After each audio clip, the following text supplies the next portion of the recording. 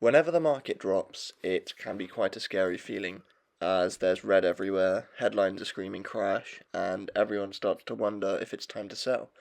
And I definitely understand this, but these days I handle it very differently. With all the recent volatility, from new tariff proposals to inflation worries, I thought it was the perfect time to share how I personally react to market dips, and why I think time in the market always beats trying to time it. The most important thing to realise is that volatility is completely normal. The stock market doesn't move in a straight line, and it never has done. If you zoom out on any long term chart, you'll see plenty of dips, crashes, and recoveries. And I'm sure every single one of those red weeks felt awful at the time, but most of them look like tiny blips now. This is a graph of the S&P 500, and as you can see, any blips which at the time felt massive, such as the crash in 2020 thanks to COVID, or the crash in 2025 thanks to Trump's tariff proposals, within a few months or potentially years, if you look at 2022, the stock market is always recovered, and in every case on this chart here, it's better off within a few months or years. This leads me directly into my next point, which is that time in the market beats timing the market. If you tried to avoid every dip, you'd almost always miss the recovery.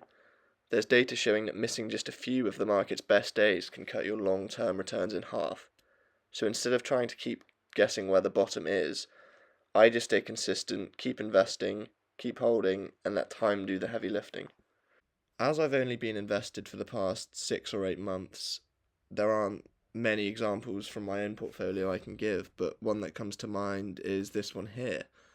So I went from 23,460 to 22,900, which was a sort of £400 or £500 drop overnight.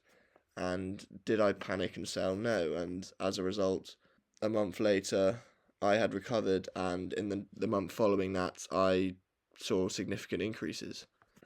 What I do during a dip, a crash, a pullback, whatever you want to call it, is if I can, I add a little more. And this is because when good companies or ETFs drop, I see it as an opportunity rather than a curse, as it's a chance to buy great assets at better prices. It's like the market running a sale, but most people run out of the shop instead of in. And this mindset shift completely changed how I view red days. So to summarize, market dips are part of investing. They're not fun, but they're completely normal, and they're often where long-term investors make the best moves, which is no move at all. So when stocks fall, I don't panic. I stay consistent, keep my plan, and I let time do the work. That's all for today. So as always, thank you for watching. Please leave a like and subscribe, and I'll see you in the next one.